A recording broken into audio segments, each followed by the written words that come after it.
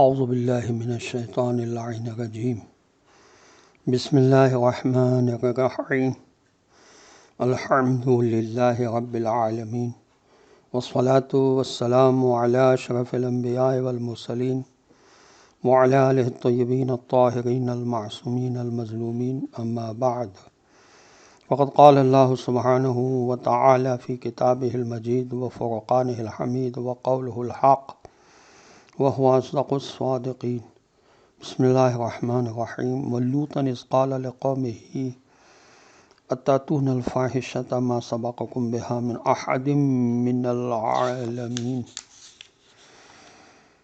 يا منشئ السحاب الثقال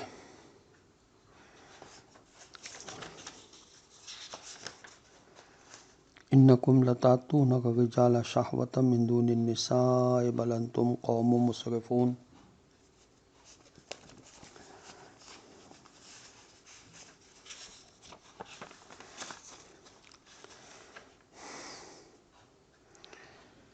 یا من هو الکبیر المتعال صدق اللہ العلی العظیم۔ السلام علیکم ورحمۃ اللہ وبرکاتہ۔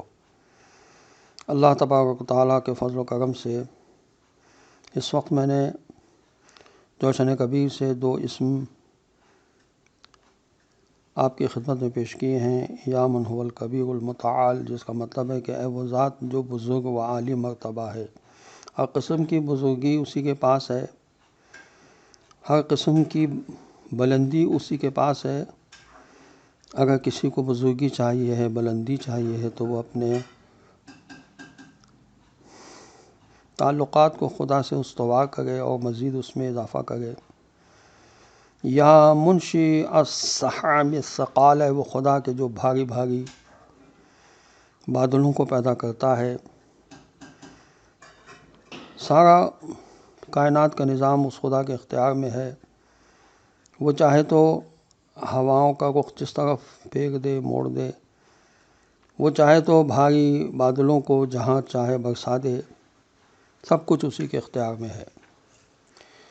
عزیزان محترم، اس وقت سورہ اعراف کی دو آیات کی تلاوت کا شرف میں نے حاصل کیا، آیت نمبر 80 اور آیت نمبر 81۔ آیت نمبر 80 کا ترجمہ یہ ہے کہ اور لوط علیہ السلام کو جب ہم نے بھیجا تو انہوں نے اپنی قوم سے کہا، کیا تم ایسے بے حیا ہو گئے ہو کہ تم ایسا شرمناک فحش اور بے حیائی کا برا کام کرتے ہو جو تم سے پہلے تو دنیا میں کسی نے کیا ہی نہیں۔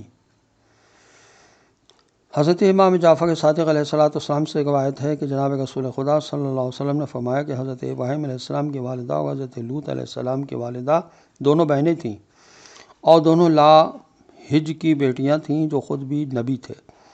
نیز مروی ہے کہ حضرت ابراہیم علیہ السلام نے نمرود کے ملک سے ہجرت فرمائی تو حضرت لوط علیہ السلام بھی ان کے ہمراہ تھے۔ حضرت امام محمد باقر علیہ السلام نے اپنے آباء و اجداد سے روایت کی ہے کہ جناب رسول خدا صلی اللہ علیہ وسلم نے ارشاد فرمایا، حضرت لوط علیہ السلام حضرت ابراہیم علیہ السلام کے خالہ زاد بھائی تھے اور حضرت ابراہیم علیہ السلام کی زوجہ سارہ حضرت لوط علیہ السلام کی حقیقی بہن تھیں۔ حضرت لوط علیہ السلام اور حضرت ابراہیم علیہ السلام دونوں ڈرانے والے نبی تھے۔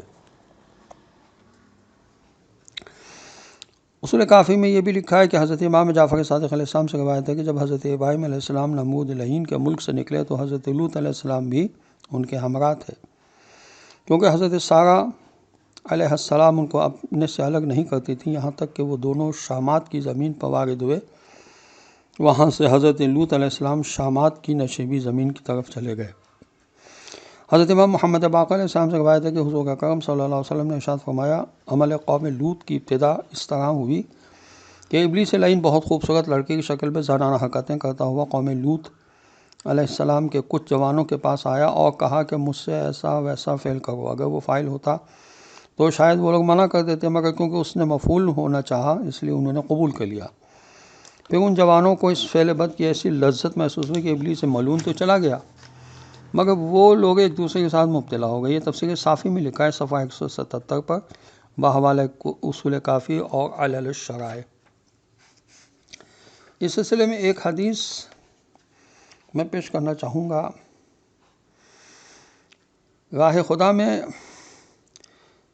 خدا ہی فقط ہے۔ ہر امام علیہ السلام کی طرح امام علی نقی علیہ السلام نے بھی ہمیشہ اور حال میں رضا خدا کو ملحوظ خاطر رکھا اس کا ہمیں کتنی مشکلات و مصائب جھیلنے پڑے، لیکن امام علی نقی علیہ السلام نے کسی راستے کا تصور بھی نہیں کیا جس میں خدا نہ ہو، اور فرمایا کہ اگر سب لوگ ہموار وادی پر گامزن ہو جائیں تو میں اس شخص کی وادی پر چلوں گا جو خلوص کے ساتھ اللہ کی عبادت کرے۔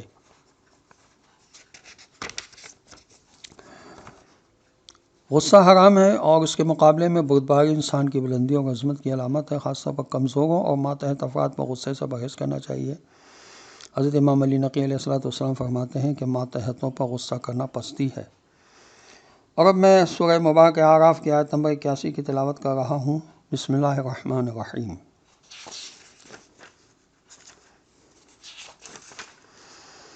انکم لتاتون الرجال شہوۃ من دون النساء بل انتم قوم مسرفون۔ اس کا ترجمہ یہ ہے کہ ارے تم عورتوں کو چھوڑ کر مردوں سے اپنی جنسی خواہش کو پورا کرتے ہو، واقعی تم تو بڑے ہی حد سے گزرے ہوئے برے لوگ ہو۔ حضرت لوط علیہ السلام کی قوم والے صرف بے حیا، بد کردار اور بد اخلاق ہی نہ تھے، بلکہ اخلاقی پستی میں اس قدر گر چکے تھے کہ اپنے درمیان چند نیک اور پاک انسانوں کو جو نیکی کی طرف بلائیں اور برائی سے روکیں ٹوکیں، ان کا وجود بھی برداشت کرنے کو تیار نہ تھے۔ یہ بد اخلاقی، برائی، گناہ اور ظلم کی انتہا ہوتی ہے کہ انسان اصلاح کی کسی آواز تک کو برداشت نہ کرے اور پاکی کے اس چھوٹے سے حصے کو بھی اپنے درمیان سے نکال دینا چاہے جو ان کے گرد فضا میں باقی رہ گیا ہے۔ ایسی قوم کو حرف غلط کی طرح مٹا دیا جاتا ہے، کیونکہ سڑے ہوئے پھلوں کے ٹوکرے کو صرف اس وقت تک تو رکھا جا سکتا ہے جب تک اس میں کچھ اچھے پھل بھی موجود ہوں، مگر جب وہ اچھے پھل بھی اس میں سے نکل جائیں تو پھر اس سڑے گلے ہوئے پھلوں کے ٹوکرے کا مصرف اس کے سوا کچھ نہیں رہتا کہ اسے گندگی میں پھینک دیا جائے، خس کم جہاں پاک۔ تفہیم القرآن میں لکھا ہے کہ شادی شدہ ہم جس پرستی کرنے والے کی اسلام میں یہ سزا ہے کہ اسے تلوار سے قتل کر دیا جائے اور دفن کرنے کے بجائے اس کی لاش کو جلا دیا جائے، بقول امیر المومنین حضرت علی ابن ابی طالب علیہ السلام۔ غیر شادی شدہ کو 100 کوڑے مارے جائیں اور جلا وطن بھی کیا جائے۔ یہ تفہیم القرآن میں لکھا ہے۔ عزیزان محترم، اس طرف بہت ہی زیادہ توجہ کی ضرورت ہے۔ تفسیر صافی بحوالہ تفسیر انوار النجف جلد 6 صفحہ 56 میں لکھا ہے کہ طلوع صبح کے وقت حضرت جبریل علیہ السلام نے پر کی نوک سے اس بستی کو زمین کے 7ویں طبقے سے اکھاڑ کر اس قدر بلند کر دیا کہ اہل آسمان نے ان کے کتوں کی آوازیں سنی، پس وہاں سے بستی کو الٹ کر پھینک دیا۔ اتنا زبردست عذاب قوم لوط پر ہوا اس لیے کہ انہوں نے یہ فعل کیا، تو اس فعل کی وجہ سے ان پر عذاب ہوا، تو اس فعل سے انسانوں کو بچنا چاہیے ہے۔ تفسیر مجموع البیان میں حضرت امام جعفر صادق علیہ السلام سے منقول ہے کہ حضرت لوط علیہ السلام جس قوم کی طرف مبعوث ہوئے خود اس قوم میں سے نہ تھے، پس 30 برس ان میں رہ کر ان کو تبلیغ فرمائی۔ وہ لوگوں سے جنابت نہ کرتے تھے، حد سے زیادہ بخیل تھے، اور اسی بخل کی بدولت وہ اس غیر فطری عادت میں مبتلا ہوئے جو ان کے لیے موجب عذاب ہوئی۔ یہ لوگ اس راستے پر آباد تھے جو شام اور مصر کو جاتا تھا، لہٰذا مہمانوں کی آمد و رفت یقینی تھی، تو انہوں نے اپنے بخل کے سبب سے مردوں کے ساتھ غیر فطری فعل شروع کر دیا، تاکہ ہماری یہ بات جب شہرت پکڑے گی تو مہمان کنارہ کر جائیں گے۔ لیکن پھر ان کو اس فعل قبیح کی عادت ہو گئی، یہاں تک کہ مردوں کو معاوضہ دے کر یہ کام کرتے تھے۔ اس طرف صرف مہمان نواز تھے تو ان کو بھی یہ لوگ منع کرتے تھے، اور انہوں نے یہ بھی کہا کہ اگر آئندہ آپ کا کوئی مہمان آیا تو ہم اس کے ساتھ بھی یہی فعل کریں گے۔ بس حضرت لوط علیہ السلام کا یہ دستور تھا کہ جب ان کے یہاں کوئی مہمان آتا تھا تو اس کو چھپائے رکھتے تھے۔ جب ان پر عذاب کا وقت آیا تو حضرت لوط علیہ السلام اپنی کھیتی کو پانی دے رہے تھے کہ حضرت جبریل علیہ السلام میں چند ملائکہ کے پہنچ گئے۔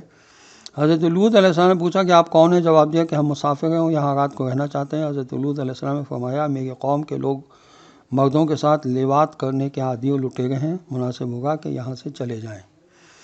انہوں نے جواب دیا اب دیر ہو گئی ہے، ہم کہیں نہیں جائیں گے، ہم تو یہیں کے لیے آئے ہیں۔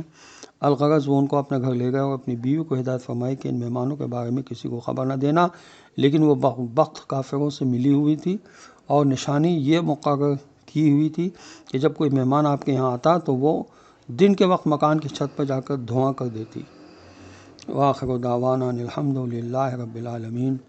السلام علیکم ورحمۃ اللہ وبرکاتہ۔ نبی کی بیوی بھی اگر بدزن ہو جائے اور خلاف ہو جائے تو وہ یہ افعال کرتی ہے۔